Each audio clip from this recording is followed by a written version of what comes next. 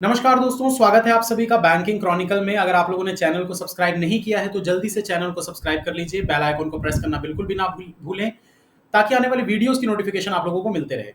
तो दोस्तों आज हमारे साथ हैं यामिनी मिश्रा, जिन्होंने आरआरबी पीओ क्वालिफाई किया है। आरआरबी पीओ में इनकी ज्वाइनिंग कुछ 1 से 2 महीने के अंदर होने वाली है।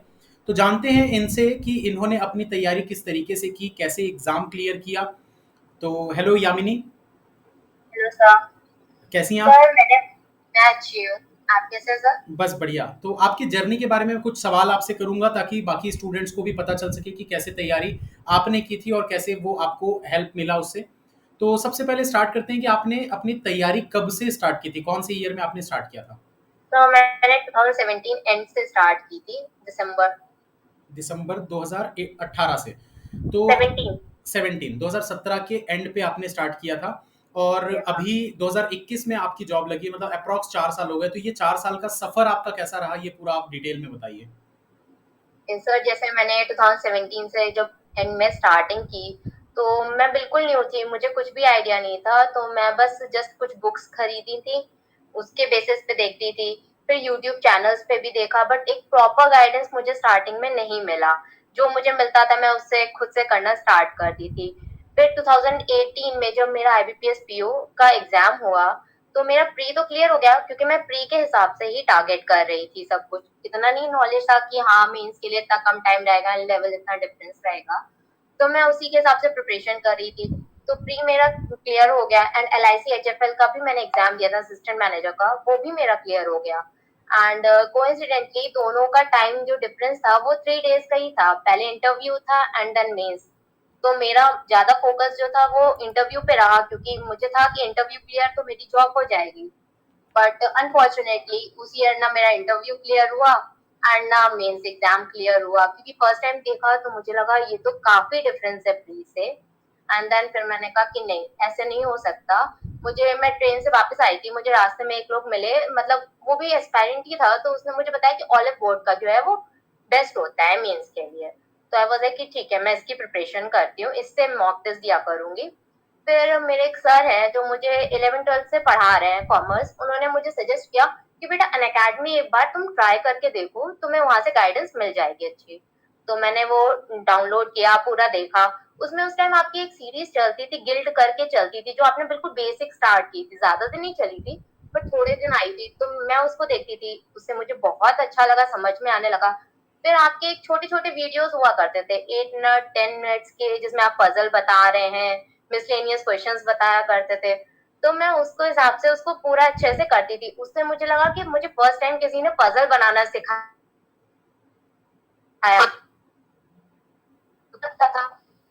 लेटर ऑन फिर आपने पॉसिबिलिटीज का भी बताया, तो मुझे यामिनी, थोड़ा सा नेट आपका स्लो है शायद। फिर आपको उस टाइम पे मैंने उसको भी ज्वाइन किया, बैंकिंग क्रॉनिकल के मॉक टेस्ट ये करती थी। थोड़ा सा नेट आपका स्लो है शायद, एक बार आप चेक कर लीजिए। एक सेकंड सर। सब ठीक है? थोड़ा सा वीडियो कट रहा है बट ठीक है, कोई बात नहीं, उसको कंटिन्यू करो आप फिर से। वहीं से आप कंटिन्यू करिए पिछला ओके एक। सर, कहाँ से? हम्म। तो जैसे सर आपका, मैंने वो बैंकिंग क्रॉनिकल का जो गिल्ड वाला स्टार्ट हुआ था अन अकेडमी पे, मैं उसको करती थी। फिर आपके जो वीडियोस थे 8 8 मिनट्स के, 10 10 मिनट्स के, जिसमें वो मल्टीपल आप पजल्स करवाते थे, कभी आप वो नंबर सीरीज, अल्फाबेट टेस्ट, ये सब करवाते थे, तो मैं उसी को फॉलो करती थी, क्योंकि मुझे आपको समझ में आता था, मैं रिलेट कर पाती थी कि चीजों को, हाँ सर बिल्कुल बेसिक से बताते हैं। तो वो मैंने किया पूरा। फिर आपका उस टाइम पे टेलीग्राम का भी पता चला था कि टेलीग्राम पे आप वो टारगेट का करवाते थे ना, टारगेट ग्रुप रहता था आपका।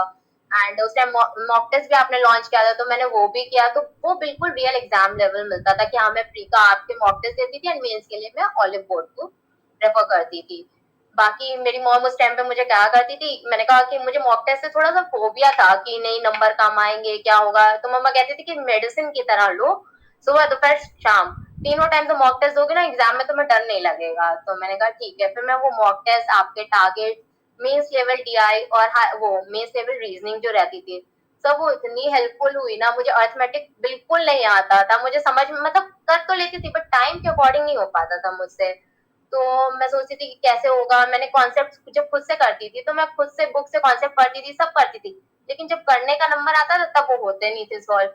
तो जब मैंने हाई लेवल डीआई लगाई, मुझे आज भी याद है वो जो बोट एंड स्ट्रीम का वो जो पहाड़ वाला बताते थे ना सर, वो एग्जाम में मुझे लिटरली वही याद आता था कि हाँ सर ने ऐसे बताया था। एंड वो पूरा केसलेट का पाई चार्ट वाले तो सर बिल्कुल इतने इजी हो गया था ना, वो आपने बताया था कि जरूर डेटा देखो जब जरूरत हो तभी निकालो, वरना तो बहुत से होते हैं कि परसेंटेज फ्रैक्शन लगाओगे आंसर अपने आप निकल आएगा। तो सर मैं वही अप्रोच करती थी। मैंने फिर वैसे ही एग्जाम्स भी दिए, काफी प्रीलिम्स क्लियर हुए बट मेंस नहीं हुए 2019 में। फिर आईबीपीएस पीओ का दिया सर, मेरा लग था कि आईबीपीएस पीओ प्री मेरा हर बार निकल जाता था। मेंस दिया, मेंस में भी सर मेरे जैसे कट ऑफ था यूपी का वो जनरल कैटेगरी का 72 था एंड मेरा स्कोर 74 आया। सबसे ज्यादा मेरे मार्क्स रीजनिंग और क्वांट में ही आए थे सर। एंड बट अनफॉर्चुनेटली मेरे डिस्क्रिप्टिव के सेक्शनल की वजह से मेरा रुका था।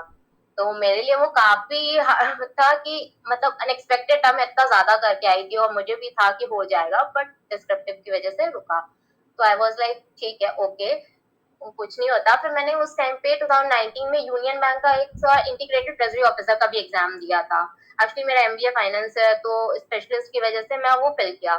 तो उसका भी मैंने एग्जाम दिया, सब कुछ किया, बट इंटरव्यू के राउंड पे मेरा इंटरव्यू फाइनल सिलेक्शन नहीं हुआ। इंटरव्यू तक गई थी एंड टोटल उसमें 15 वैकेंसीज थी एंड 14 स्टूडेंट शॉर्टलिस्ट किए गए थे। तो इट वाज लाइक ठीक है नहीं हुआ। उस टाइम पे भी बहुत जैसे होता है ना सर कि लगता है कि नहीं अब क्या करेंगे, इतनी अच्छी अच्छी अपॉर्चुनिटी सब जा रही है।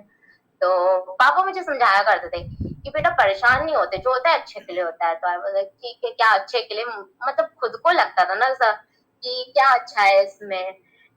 लेकिन फिर भी मैं सोचती थी कि नहीं ठीक है जो है वो अच्छे के लिए है। तो जैसे ही 2020 में था कि ज्वाइनिंग इसकी जैन में होनी थी यूनियन बैंक की। तो आई वाज लाइक कि फिर उसके बाद ही सर 2-3 मंथ्स बाद वो हो गया, कोविड आया। तब मुझे लगा नहीं जो होता है अच्छे के लिए होता है, क्योंकि उसकी पोस्टिंग मुंबई रहती, अगर मेरी पोस्टिंग होती देन मैं वहां पे कैसे, हो सकता है मुझे भी प्रॉब्लम्स आती, अगर हो जाता तो मेरे लिए अच्छा था, नहीं हुआ तो मैंने उस चीज को उस तरीके से पॉजिटिव लिया एंड अपनी बैंकिंग के लिए कंटिन्यू रखी प्रिपरेशन। कभी नहीं छोड़ा कि नहीं, पापा भी सपोर्ट करते थे कि नहीं जो होता है अच्छे के लिए होता है, करो तुम हो जाएगा सब कुछ। तो मैंने कहा ठीक है, फिर मैं प्रिपरेशन कर कंटिन्यू भी रखी एंड फिर उस टाइम पे सर था कि हाँ मैं सारे एग्जाम्स मोस्टली सारे एग्जाम्स फुल करती थी, जो जिसमें मैं एलिजिबल हूँ मैं सब करती थी, सिलेबस भी ऑलमोस्ट सिमिलर होता था। तो उस टाइम पे अब कोविड ड्यूरेशन था, बैंकिंग एग्जाम्स का कुछ भी नहीं मतलब था, बट था कि अभी इस टाइम पे अगर मैं प्रिपेयर नहीं करूंगी, उस टाइम एसबीआई क्लर्क का प्रीलिम्स हो चुका था, तो मेंस का कुछ भी नहीं आइडिया था कब होगा मेंस क्या होगा, बट मेरा था कि नहीं मैं प्रिपेयर करती रहूंगी कंटिन्यू, तभी मेरा हो पाएगा। तो उस टाइम सर मैंने एग्जाम नोटिफिकेशन आया हुआ था, तो मैंने कहा कि मैं इस टाइम को फ्रूटफुल यूज करती हूँ ना, सेबी के लिए भी करती हूँ इसके लिए भी करती हूँ। तो मैंने उस टाइम पे सर सेबी का काफी पढ़ा एंड जब एग्जाम इसका हुआ एसबीआई क्लर्क में नहीं हुआ just because of my GS section, क्योंकि मेरा थोड़ा वही सेक्शन वीक था, बाकी तो इट वाज लाइक ठीक है नहीं हुआ। फिर उसके बाद सर सेबी आईबीपीएस पीयू का भी मैंने मेंस दिया था, आरआरबी पीयू का मेंस दिया and sir RRB PO mains मेरा निकल गया, आईबीपीएस पीओ मेंस नहीं निकला एंड सेबी का फेज 1 निकल गया, फेज 2 रुका बाय फ्यू मार्क्स। सब कुछ दोनों ऐसे नंबर से रुक रहा था मेरा। तो उस टाइम जब इसका आरआरबी पीओ का इंटरव्यू हुआ तो सर उस टाइम पे मुझे एक चीज फील हुई इंटरव्यू में, पापा बोलते थे कि बेटा जो भी पढ़ रहे हो ना नॉलेज कभी वेस्ट नहीं जाती। मैं सोचती थी हाँ लेकिन यूज भी तो नहीं हो रही है ना, अंदर से लगता था। बट सर जब मैंने इंटरव्यू दिया ना उस डे मुझे ये चीज बाहर निकल के रियलाइज हुई कि मैंने अभी तक जितना पढ़ा था सब कुछ यूज हुआ, मेरा सेव ही नहीं निकला, मानती हूँ, बट मेरा फाइनेंस की वजह से मेरा इंटरव्यू सब पूरा टेक्निकल चला था, अगर मैंने वो चीज नहीं पढ़ी होती तो मेरा इंटरव्यू भी क्रैक नहीं होता। It was nice experience, but बहुत से अप्स एंड डाउन है, बट इतना था कि मेरी फैमिली बहुत सपोर्टिव थी। मुझे कभी वो नहीं किया कि नहीं किसी चीज के लिए प्रेशर नहीं कि नहीं तुम प्राइवेट कर लो, या होता है ना लोग बोलते हैं कि शादी कर लो, ऐसा कुछ नहीं था, हमेशा वो सपोर्ट करते थे। इवन मेरे रिलेटिव्स जो क्लोज रिलेटिव्स हैं वो भी हमेशा सपोर्ट किया, जैसे यूजुअली होता है ना कि रिलेटिव्स टॉन्ट करते हैं, बट इन माय केस मैं बहुत लकी हूँ कि हाँ मुझे सबने सपोर्ट किया। एंड फिर आप मुझे मिले, आपसे तो मैंने सर इवन आरआरबी पीओ के लिए मुझे याद है कि कंप्यूटर से बोलते कहाँ से पढ़ो, तो आपने एक सीरीज स्टार्ट की थी उस टाइम पे, बहुत पहले, जब छोटी छोटी वीडियोस नहीं होती थी सर, 8-10 मिनट्स वाली, उसमें आपने कंप्यूटर के सारे कॉन्सेप्ट का किया था। तो मैं वो वीडियोस देख के गई थी खाली कंप्यूटर के लिए। इंग्लिश के लिए आप बोलते थे हमेशा कि रीडिंग करो बेटा, और कुछ नहीं होगा, रीडिंग करो। तो मैं बस लिटरली रीडिंग करती थी इंग्लिश के लिए, मैं कभी कुछ नहीं पढ़ा, हमेशा रीडिंग की, मेंस लेवल डीआई लगाई, हाई लेवल पजल्स की, यही सब किया। एंड जीए का थोड़ा सा सेक्शन मेरा वीक रहा था, बट स्टिल फिर मैंने उस चीज पे वर्क किया। तो मुझे ये समझ में आया जैसे इसमें प्रैक्टिस करूंगी उसमें भी मैं प्रैक्टिस करूंगी, तभी मेरा होगा, अदरवाइज नहीं होगा। तो I use to study from the Hindu review आता था ना सर, तो मैं उसको पूरा अच्छे से, मतलब जितना मुझसे हो सकता था ना, मैं उसको मल्टीपल टाइम्स पढ़ती थी। उसके बाद फिर एक रूही मैम पढ़ाती हैं अकेडमी पे, मतलब वो बेसिकली रेगुलेटरी बॉडीज पे पढ़ाती हैं सर, तो मैं उनको फॉलो करती थी करंट अफेयर्स के लिए। वो क्विजेस कराती थी डेली, एंड पूरा वो मैराथन कराती थी प्रॉपर, जैसे मंथ वाइज रहता था ना। तो कुछ टाइम के बाद ये हो गया था कि मैं क्वेश्चन देखती थी और आंसर मुझे पहले ही याद आ जाता था। और ये आरआरबी पीओ मेंस के एग्जाम से पहले हुआ था सब, और फाइनेंस भी वही से पढ़ी। तो इट वाज लाइक जब मेरा एग्जाम हुआ था ना, तो मैं निकली थी बाहर, तो आई वाज लाइक कि हो जाएगा मेरा इस बार, तो कैसे भी मेरा मेंस क्लियर होगा। एंड सर जब मेंस का रिजल्ट आया था, तो मेरे कट ऑफ से 16 मार्क्स ज्यादा थे।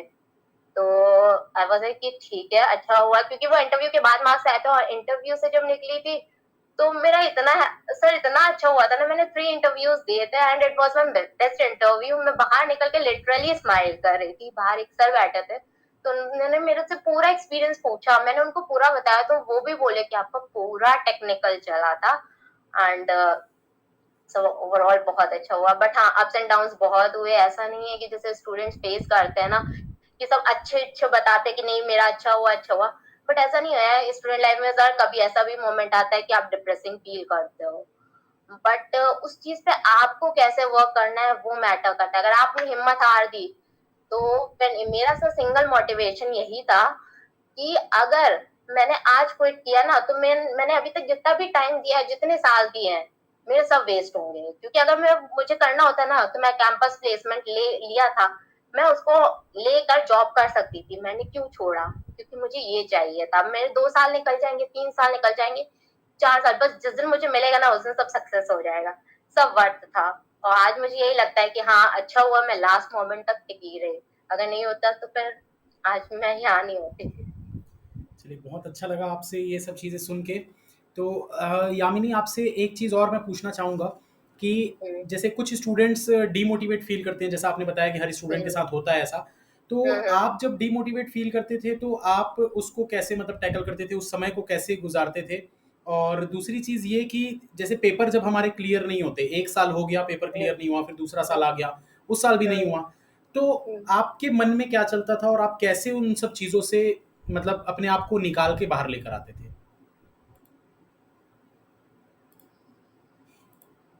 तो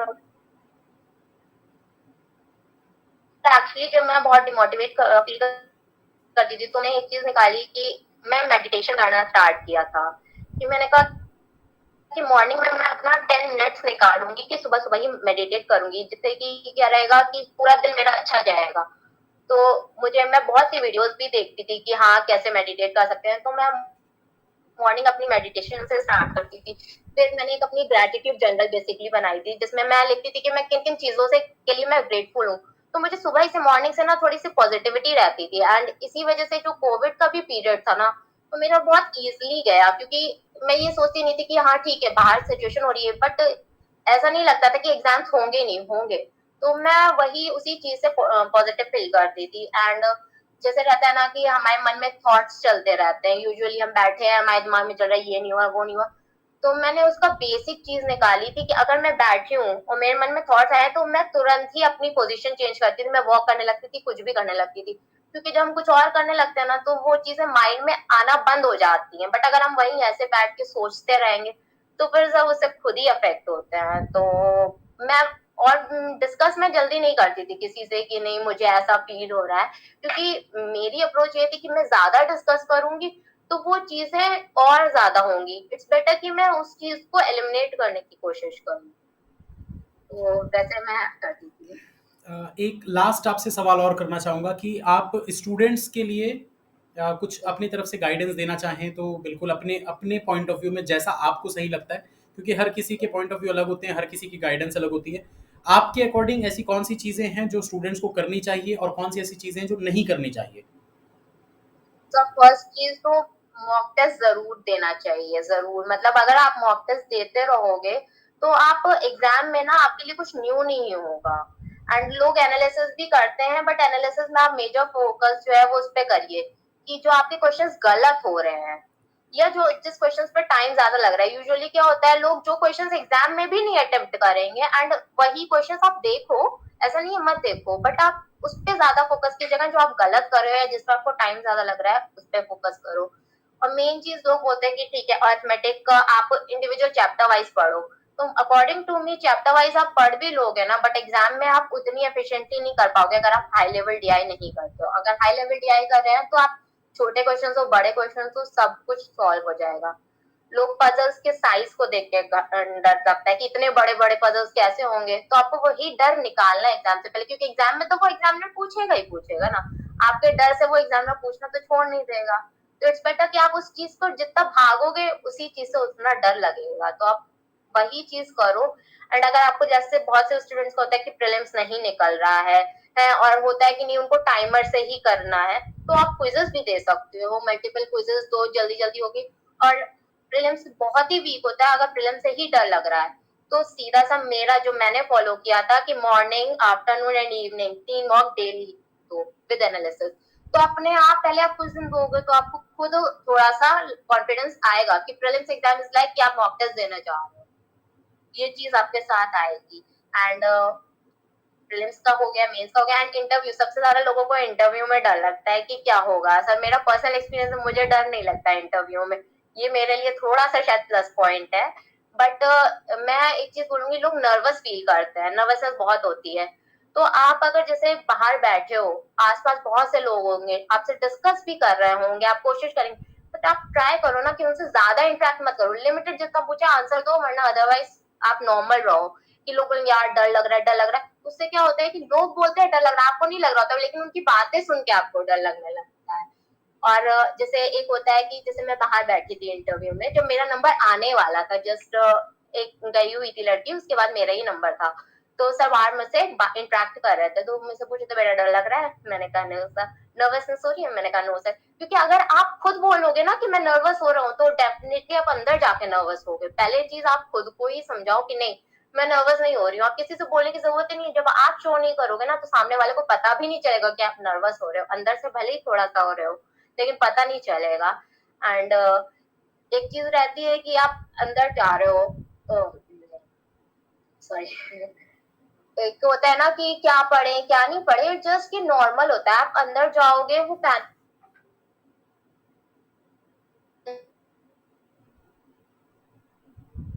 नर्वसनेस हो रही होगी ना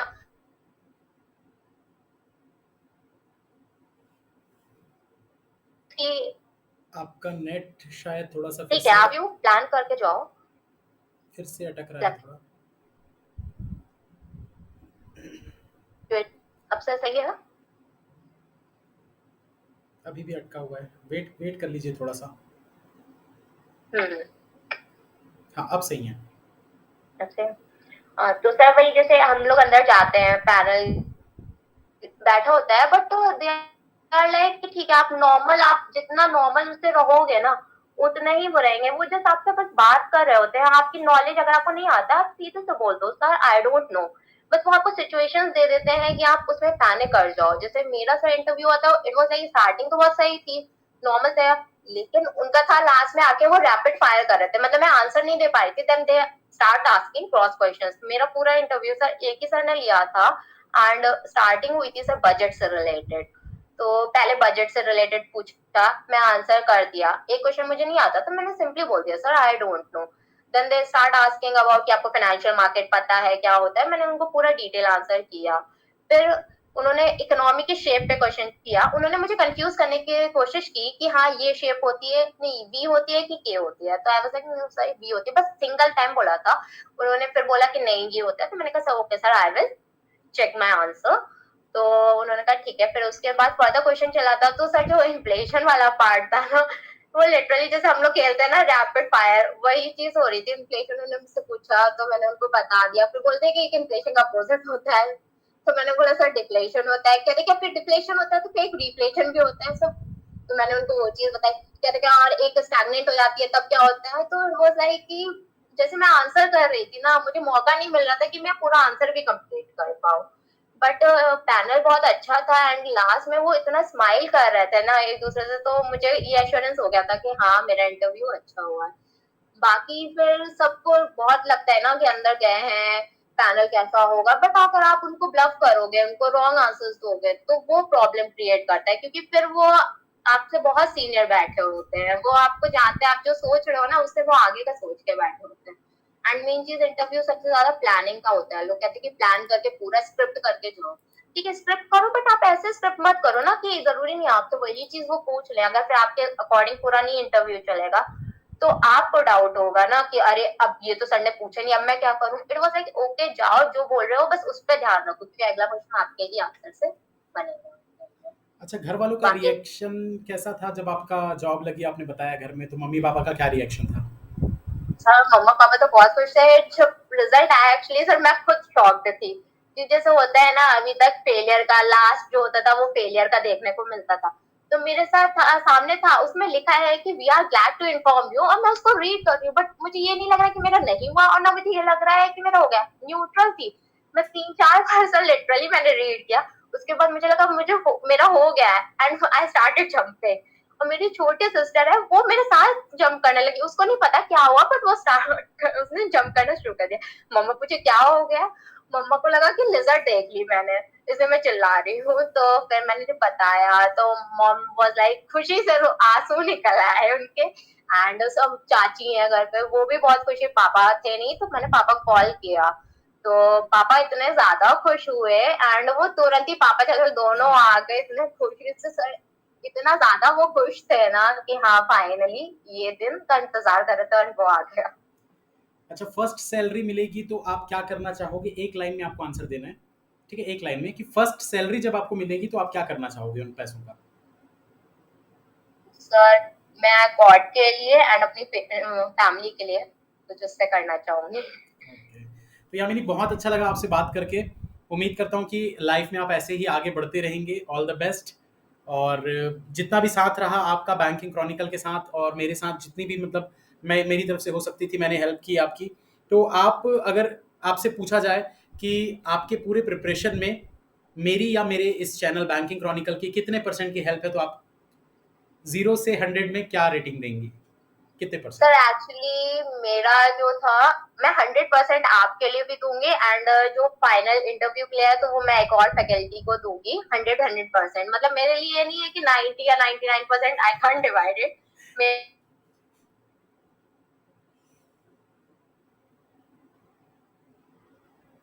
मैं इसमें रुक गया। यामिनी, आपका वॉइस नहीं आ रहा इस है। आप, प्लेट यहाँ पे पहुंची हूँ आपका वॉइस नहीं आया। एंड आखिरी आप फिर से एक बार रिपीट कर दीजिए। हाँ सर मैं एक्चुअली ना ये चीज रेटिंग में मैं 99 या ऐसे नहीं डिवाइड कर सकती, मेरे लिए दो फैकल्टीज है जो बिल्कुल इक्वली है, एक रूही मैम और एक आप। मैं दोनों को 100% दूंगी क्योंकि इस बार बोलता उतना ही उनका था कि प्रीलिम्स एंड मेंस में आपने मुझे इतना अच्छा गाइड किया, इस चैनल ने मुझे बहुत सपोर्ट किया एंड आपने पर्सनल गाइडेंस भी मुझे दिया, तो मेरा इतना यहाँ तक हुआ। एंड मेंस में जो मेरा करंट अफेयर्स या फाइनेंस और जो इंटरव्यू पार्ट है वो उनकी वजह से मुझे सक्सेस मिल गई, तो मेरे लिए दोनों इक्वली है, 100% रेटिंग जाएगी। चलिए, बहुत अच्छी बात है। बहुत जगह पे नेट का इशू मतलब आया, थोड़ा बहुत बीच बीच में अटका, लेकिन कोई बात नहीं, जैसा भी था इंटरव्यू बहुत अच्छा हुआ। और यामिनी, एक लास्ट चीज़ मैं आपसे पूछना चाहूँगा। स्पेशल 26 का हिस्सा मैंने आपको बनाया था, उस समय तक आपका सिलेक्शन नहीं हुआ था। काफ़ी समय से आप तैयारी कर रहे थे, तो मैंने आपको स्पेशल 26 में इनवाइट किया था। और आपके हिसाब से जो भी 1 डेढ़ महीना आप स्पेशल 26 की मेंबर थी, तो आपका एक्सपीरियंस कैसा रहा और उसके रिव्यूज क्या हैं दूसरे स्टूडेंट्स के लिए? सर एक्सपीरियंस तो मेरा बहुत अच्छा रहा, जैसे मैंने ये चीज देखा था कि अगर मेरा इसमें नहीं होता तो आई वाज डैम श्योर कि मेरा एसबीआई पीओ हो ही जाता। हालांकि मैंने इस बार का एग्जाम नहीं दिया है एसबीआई पीओ, क्योंकि सर आप जिस तरीके से फाइल्स देते हैं, हम लोगों को टारगेट देते हैं कि हाँ पूरा आप करो, एंड वो हमारे लिए रहता था कि नहीं, इतना टाइम नहीं होता था कि हम खाली भी बैठे, क्योंकि हमको लगता था नहीं मेरा सारा टाइम प्रोडक्टिव हो रहा है, हम अच्छे से टाइमली हमें करना है, एंड इतनी ज्यादा सब वो प्रैक्टिस हो जाती है, इतने ज्यादा क्वेश्चंस कर लेते थे कि आपको एक होता है ना कि हाँ आपकी स्पीड अपने आप ही आ जाती है। तो मेरे अकॉर्डिंग तो बहुत अच्छा, बहुत ज्यादा हेल्पफुल है ये आपका इनिशिएटिव। इट वाज लाइक जैसे सुपर 30 मूवी थी ना, सेम के स्पेशल 36, तो बहुत ज्यादा हेल्पफुल करेगा। जो डेडिकेटली आप जो बता रहे हो, जिस टाइम पे बोल रहे हो कि हाँ मॉक तो ये करो, तो इससे बहुत ज्यादा हेल्पफुल मिलेगी। एंड आई थिंक जितने भी स्पेशल 26 है कि आप ये जो सेशन चल रहा है ना, सबके सब सेलेक्टेड होंगे। चलिए, बहुत अच्छी बात है ये तो। मैं भी चाहता हूँ कि सारे के सारे 26 सिलेक्ट हो जाएँ, ताकि नहीं, और भी सब मतलब अच्छे स्टूडेंट्स को कॉन्टेक्ट। मौका मिलता रहे उस जगह पे। तो यामिनी, फिर इसी के साथ सेशन को यहाँ पर खत्म करते हैं। बहुत अच्छा लगा, आपको कांग्रेचुलेशंस एक बार फिर से। बहुत-बहुत बधाई मेरी तरफ से आपको और आपके परिवार को। Thank you so much sir. Okay, thank you. Thank you sir for guiding me.